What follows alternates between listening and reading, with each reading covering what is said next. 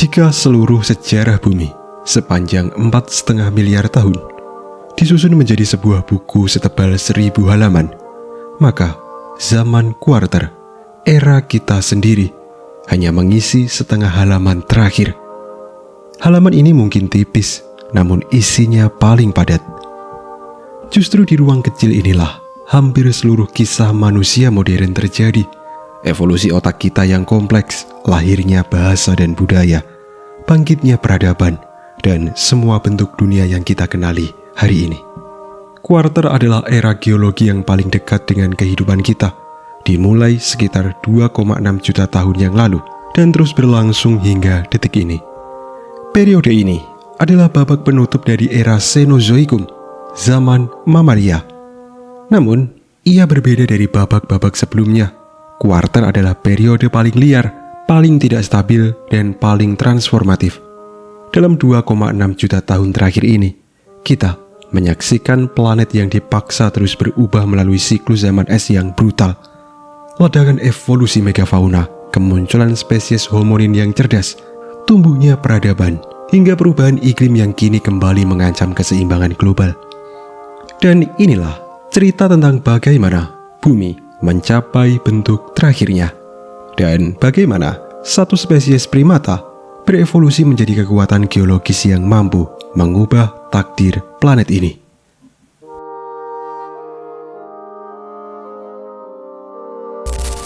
Planet masuk mode ekstrim, siklus zaman es berulang. Zaman kuarter dimulai sekitar 2,6 juta tahun yang lalu. Pada titik itu, pola iklim global bergeser drastis. Bumi tidak lagi stabil. Ia memasuki sebuah ritme baru yang ekstrim, sebuah denyut nadi iklim yang berdetak dalam puluhan hingga ratusan ribu tahun. Selama jutaan tahun sebelumnya, di zaman Neogen, planet ini cenderung mendingin secara perlahan namun relatif stabil. Tetapi di awal kuarter, sebuah kombinasi faktor, posisi benua yang menghalangi arus laut hangat, tingkat karbon dioksida di atmosfer, dan yang paling penting, goyangan orbit bumi. Ini memicu pola iklim baru, zaman es yang datang dan pergi secara berkala. Mekanisme ini dikenal sebagai siklus Milankovitch. Ini adalah tarian gravitasi yang kompleks, di mana orbit bumi berubah dari lingkaran menjadi oval atau eksentrisitas. Kemiringan sumbu bumi berubah, dan sumbu bumi bergoyang seperti gasing. Siklus-siklus kosmik ini mengatur seberapa banyak sinar matahari yang diterima kutub utara pada musim panas. Hasilnya adalah pola yang tak terhindarkan, yakni yang pertama, suhu turun. Musim panas di utara tidak cukup hangat untuk mencairkan salju musim dingin. Salju menumpuk tahun demi tahun, memadat menjadi es. Gletser raksasa lahir. Yang kedua, gletser tumbuh. Lapisan es setebal ribuan meter mulai merayap turun dari kutub, menutupi sebagian besar Amerika Utara dan Eurasia. Es ini memantulkan cahaya matahari, membuat planet semakin dingin. Lalu yang ketiga, permukaan laut anjlok. Begitu banyak air terkunci dalam es, sehingga permukaan laut global bisa turun hingga 120 meter atau 400 kaki di bawah level saat ini. Yang ketiga, suhu naik atau interglasial. Siklus orbit berubah, musim panas utara menjadi hangat. Es raksasa mulai mencair, melepaskan triliunan ton air kembali ke lautan. Permukaan laut naik drastis. Hasilnya adalah planet yang terus berubah wajah. Hutan lebat berubah menjadi tundra beku, padang rumput subur berubah menjadi gurun kering, dan laut bisa surut hingga ratusan meter, lalu kembali naik menenggelamkan daratan. Tidak ada era dalam sejarah bumi di mana perubahan lingkungan sebesar ini terjadi secepat dan sesering di era kuarter. Lingkungan ekstrim inilah yang menjadi panggung bagi dua drama evolusi terbesar, yakni kebangkitan raksasa dan kelahiran kecerdasan.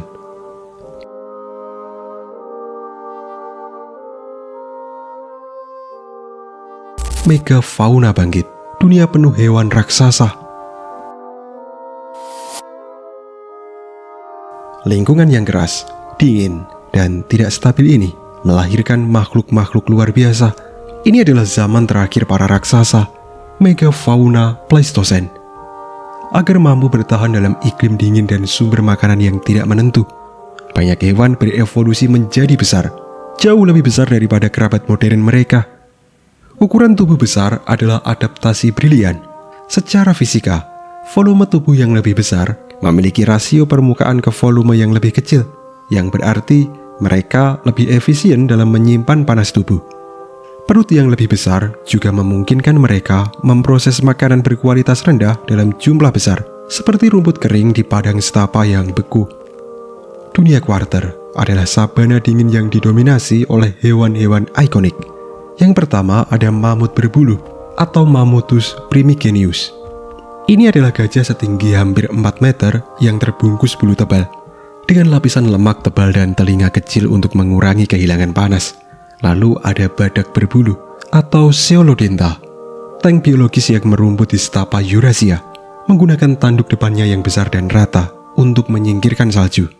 Lalu ada sloth tanah raksasa Megatherium. Ini seukuran gajah kecil. Herbivora ini bisa berdiri dengan 2 kaki belakangnya untuk merobohkan pohon. Lalu ada Smilodon fatalis. Ini adalah kucing bertaring pedang yang terkenal. Taringnya yang sepanjang 18 cm bukanlah untuk menusuk, melainkan untuk merobek tenggorokan mangsa besarnya setelah ia menyergapnya. Lalu ada Glyptodon, armadillo raksasa seberat mobil Volkswagen Beetle. Ia dilindungi oleh cangkang kubah bertulang yang tidak bisa ditembus oleh predator. Lalu ada bison prasejarah, Bison antichus. Ini jauh lebih besar dari bison modern, dengan tanduk yang membentang lebih lebar. Hewan-hewan ini mendominasi stapa mamut, sebuah ekosistem luas yang kini telah hilang, yang membentang dari Spanyol hingga Kanada. Namun, meski tampak perkasa, sebagian besar megafauna memiliki kelemahan. Siklus reproduksi mereka lambat. Mereka tidak siap menghadapi perubahan cepat yang akan datang, terutama kedatangan predator baru yang paling efisien di planet ini.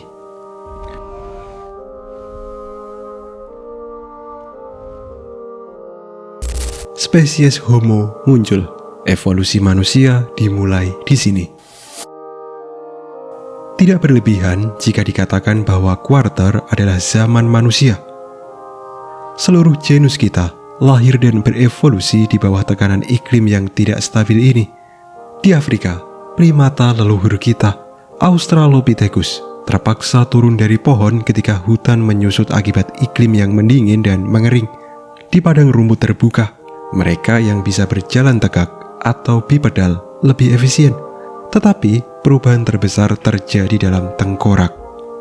Evolusi manusia tidak terjadi linier. Ia lebih mirip pohon bercabang lebat. Banyak garis keturunan muncul, hidup berdampingan, beberapa punah, hingga akhir tersisa Homo sapiens. Yang pertama, Homo habilis atau manusia tukang. Mereka muncul tepat di awal kuarter, sekitar 2,4 juta tahun yang lalu. Otaknya sedikit lebih besar, dan yang terpenting, ia adalah hominin pertama yang kita tahu secara konsisten membuat alat dari batu, seperti serpihan tajam untuk mengikis daging dari tulang. Lalu ada Homo erectus, manusia tegak, spesies yang sangat sukses, muncul sekitar 1,9 juta tahun yang lalu, dengan otak yang lebih besar, tubuh yang lebih tinggi, dan kaki yang dirancang untuk lari jarak jauh. Erectus adalah pemburu pengumpul sejati. Merekalah yang pertama kali menguasai api dan yang pertama meninggalkan Afrika. Lalu ada Homo heidelbergensis, dianggap sebagai leluhur bersama Neanderthal dan Sapiens. Mereka adalah pemburu hewan besar yang cerdas, menggunakan tombak kayu canggih. Lalu ada Neanderthal, Homo neanderthalensis, sepupu terdekat kita. Mereka berevolusi di Eropa dan Asia yang dingin, beradaptasi secara fisik dengan tubuh yang kekar dan hidung besar untuk menghangatkan udara beku. Mereka cerdas, memiliki budaya, dan menguburkan kerabat mereka. Lalu ada Homo sapiens, manusia yang bijak. Ini adalah spesies kita, muncul di Afrika sekitar 300.000 tahun yang lalu. Secara fisik, kita tidak sekuat Neanderthal. Keunggulan kita ada pada hal lain, yakni otak yang kompleks, yang mampu berpikir simbolis, berinovasi teknologi, dan yang terpenting, berkomunikasi dengan bahasa yang rumit. Selama kuarter, volume otak hominin meningkat hampir 3 kali lipat. Pertumbuhan luar biasa ini didorong oleh kebutuhan untuk bertahan hidup di dunia yang terus berubah. Iklim yang tidak stabil menuntut adaptasi. Otak besar adalah adaptasi terbaik. Ia memungkinkan kerjasama kelompok, perencanaan berburu, komunikasi verbal, dan pembuatan alat yang semakin kompleks. Fondasi kecerdasan manusia modern ditempa oleh zaman es. Manusia menaklukkan dunia. Selama sebagian besar sejarahnya, Homo sapiens adalah spesies Afrika. Namun, sekitar 70.000 tahun yang lalu, didorong oleh perubahan iklim kuarter yang ekstrim, yang mengeringkan Afrika, sekelompok kecil manusia modern mulai bergerak keluar benua itu. Perjalanan ini adalah salah satu kisah migrasi terbesar dalam sejarah kehidupan. Dalam waktu yang relatif singkat, hanya beberapa puluh ribu tahun, manusia menyebar ke seluruh penjuru dunia, mengisi setiap relung ekologi yang bisa dihuni. Mereka bergerak ke Timur Tengah dan menyebar ke Asia Selatan dan Timur. Sekitar 50.000 hingga 65.000 tahun yang lalu, mereka melakukan penyeberangan laut yang mustahil pada masanya, mencapai benua Australia, saat itu bagian dari daratan Sahul. Lalu, sekitar 45.000 tahun yang lalu, mereka memasuki Eropa, di mana mereka bertemu dan akhirnya menggantikan Neanderthal. Dan pada akhirnya, selama puncak zaman es terakhir, mereka menyeberangi jembatan darat Beringia menuju benua Amerika. Tidak ada spesies mamalia besar lain dalam sejarah bumi yang mampu menguasai begitu banyak ekosistem berbeda. Dari hutan tropis Kongo, padang es Serbia, hingga gurun Australia, manusia menyesuaikan diri mereka. Lalu apa kuncinya? Kita tidak lagi berevolusi secara biologis untuk beradaptasi. Kita berevolusi melalui teknologi dan budaya. Jika dingin, kita tidak menumbuhkan bulu. Kita membuat pakaian dari kulit hewan dan mengendalikan api. Jika tidak ada gua, kita membangun tempat tinggal. Lalu kemampuan untuk berbagi pengetahuan lintas generasi melalui bahasa membuat adaptasi ini terjadi ribuan kali lebih cepat daripada evolusi genetik.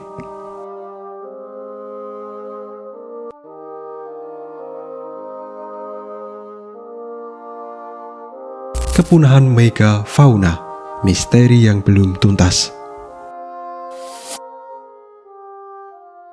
Saat Homo sapiens menyebar ke seluruh dunia, sebuah peristiwa tragis terjadi. Satu persatu, megafauna raksasa yang telah mendominasi zaman kuarter mulai menghilang. Kepunahan megafauna kuarter adalah salah satu misteri terbesar dalam paleontologi.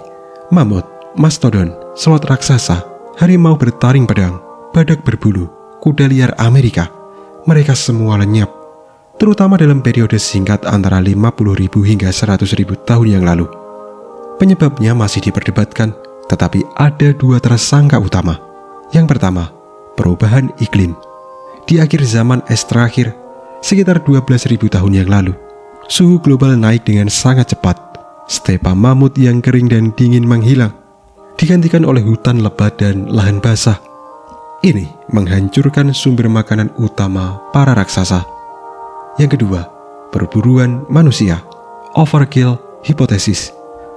Waktu kepunahan sangat cocok dengan waktu kedatangan Homo sapiens di benua baru. Di Amerika Utara dan Australia, megafauna menghilang hanya beberapa ribu tahun setelah manusia tiba. Hewan-hewan besar ini yang tidak berevolusi bersama manusia, tidak memiliki rasa takut dan menjadi target empuk bagi pemburu cerdas yang menggunakan pelempar tombak. Saat ini, sebagian besar ilmuwan meyakini teori kombinasi. Megafauna sudah tertekan oleh perubahan iklim yang cepat. Habitat mereka menyusut dan terfragmentasi. Kemudian, datanglah predator baru yang sangat efisien, yakni manusia. Tekanan ganda ini, iklim dan perburuan, terlalu berat untuk ditanggung. Hasilnya adalah salah satu kepunahan massal mini dalam sejarah bumi, yang pertama kali disebabkan oleh spesies kita sendiri. Laut dan daratan mengubah wajahnya.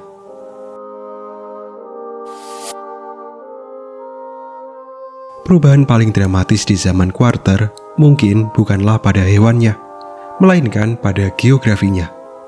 Ritme zaman es yang mengunci dan melepaskan air dari gletser membuat permukaan laut naik dan turun seperti yoyo dengan perbedaan amplitudo hingga 120 meter. Dampaknya sangat besar, membentuk peta dunia modern. Ada Beringnya. Selama puncak zaman es, turunnya permukaan laut membuka jembatan darat raksasa yang menghubungkan Siberia atau Asia dan Alaska atau Amerika Utara. Ini bukan sekedar jembatan sempit, melainkan sebuah subbenua yang luas, stepa kering yang dihuni mamut dan manusia yang memburu mereka. Inilah rute migrasi ke dunia baru. Lalu paparan Sunda dan Sahul. Di Asia Tenggara, laut yang surut menyatukan pulau-pulau. Sumatera, Jawa, dan Kalimantan menyatu dengan daratan Asia, membentuk semenanjung raksasa yang disebut paparan Sunda. Sementara itu, Australia dan Papua Nugini menyatu menjadi benua paparan Sahul. Sulawesi dan pulau-pulau di timur Jawa tetap terisolasi oleh laut dalam, menciptakan garis Wallacea yang terkenal. Lalu ada Kepulauan Inggris. Inggris bukanlah pulau, melainkan semenanjung di barat laut Eropa. Sungai Thames adalah anak sungai dari Sungai Rhine. Lalu Jepang dan Korea terhubung oleh daratan. Setiap kali es mencair atau interglasial, permukaan laut naik dengan cepat, menenggelamkan daratan ini, memisahkan populasi hewan dan manusia, dan menciptakan garis pantai modern yang kita kenal. Geografi modern adalah produk langsung dari siklus iklim kuarter. Perkembangan budaya dan teknologi.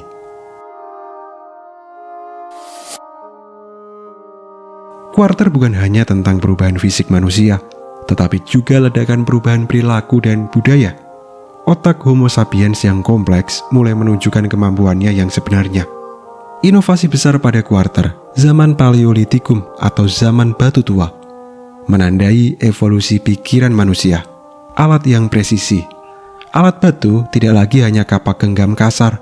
Manusia mulai membuat peralatan khusus, pisau tipis atau bilah, jarum dari tulang untuk menjahit pakaian, mata tombak yang tajam, dan alat pelempar tombak yang melipatkan kekuatan lemparan. Lalu, penguasaan api. Api tidak hanya digunakan untuk kehangatan, tetapi juga untuk memasak. Memasak melembutkan makanan dan melepaskan lebih banyak nutrisi yang mungkin berkontribusi pada evolusi otak kita yang rakus energi. Api juga menjadi senjata pertahanan dan alat untuk mengubah landscape. Lalu, pemikiran simbolis dan seni. Sekitar 40.000 tahun yang lalu, sesuatu yang luar biasa terjadi. Manusia mulai berpikir secara abstrak. Kita melihatnya dalam lukisan gua yang menakjubkan di Prancis, Spanyol, dan bahkan di Sulawesi, Indonesia, yang merupakan salah satu karya seni figurasi tertua di dunia. Ini adalah bukti pikiran yang mampu membayangkan, menceritakan kisah, dan memahami dunia di luar kebutuhan sesaat. Lalu ada ritual dan musik. Manusia mulai menguburkan orang mati dengan ritual, terkadang menyertakan benda-benda seperti perhiasan dari kerang atau dari gigi hewan. Seruling dari tulang burung dan gading mamut ditemukan. Ini menunjukkan adanya musik. Semua ini, seni, bahasa, teknologi, ritual, adalah perangkat lunak budaya yang memungkinkan manusia bekerja sama dalam kelompok besar dan mendominasi planet ini.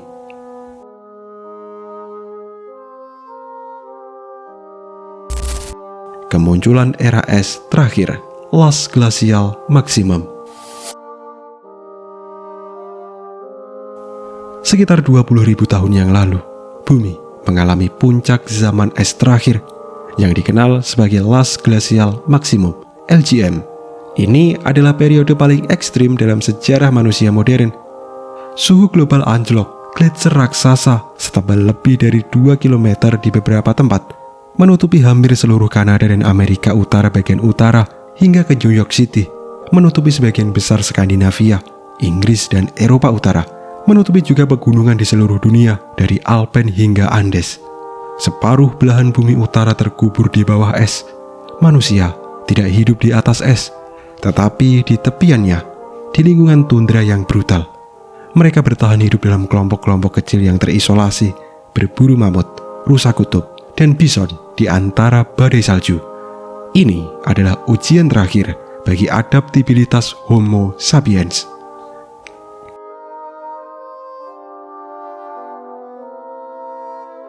Pertanian muncul, peradaban dimulai.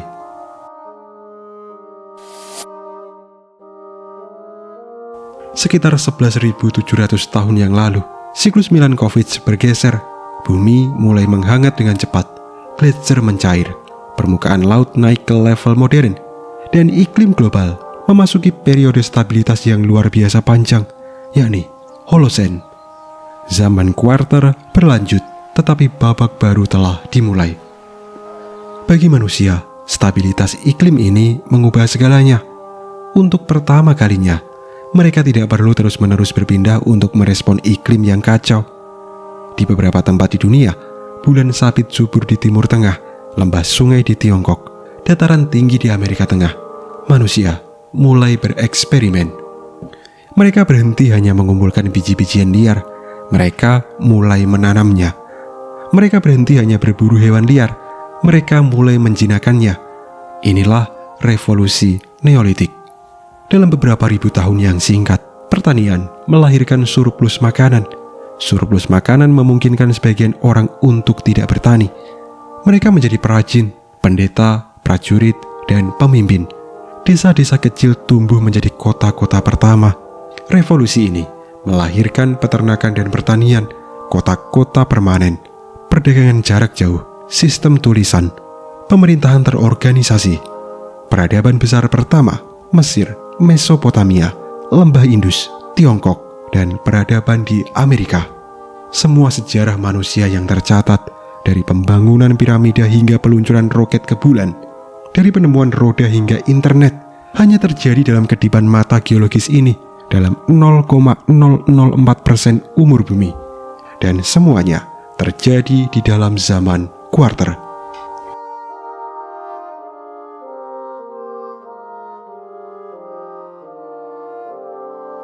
Kuarter masih berlangsung. Kita bagian dari bab ini. Perbedaan terbesar zaman kuarter dengan zaman-zaman lain adalah kita masih berada di dalamnya. Zaman ini belum selesai. Secara teknis, kita hidup di Holocene, yang merupakan masa interglasial. Periode hangat di antara dua zaman es, jika mengikuti siklus alami Milankovitch. Bumi seharusnya mulai mendingin secara perlahan, menuju zaman es berikutnya dalam beberapa ribu tahun ke depan. Namun, hal itu tidak terjadi. Di pertengahan abad ke-20, para ilmuwan melihat sesuatu yang aneh.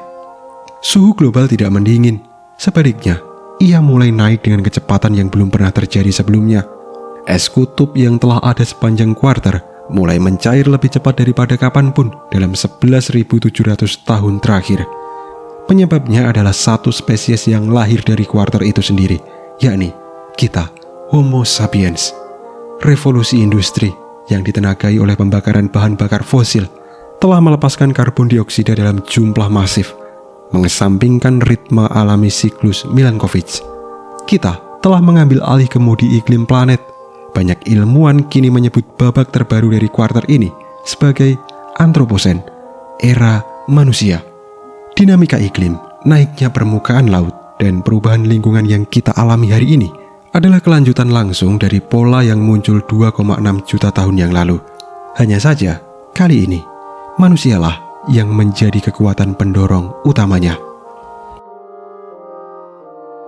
Zaman kuarter adalah satu-satunya bab dalam sejarah bumi yang sepenuhnya kita pahami karena kita hidup di dalamnya. Ia adalah cermin yang menunjukkan betapa muda spesies kita dan betapa cepat kita telah mengubah planet ini. Dari siklus es brutal yang membentuk geografi modern, hewan-hewan raksasa yang pernah mendominasi daratan, hingga evolusi otak manusia yang akhirnya membangun peradaban. Semuanya terjadi di era ini. Kuarter bukan sekedar masa geologi, ia adalah fondasi dari dunia modern dan cetak biru dari siapa kita. Dan karena zaman ini belum berakhir, masa depan kuarter bergantung pada spesies yang paling sukses, manusia itu sendiri. Kita adalah spesies pertama yang sadar akan sejarah planet kita dan mampu mempengaruhi iklimnya secara global. Keputusan yang kita ambil hari ini akan menentukan seperti apa wajah bumi di babak kuarter berikutnya.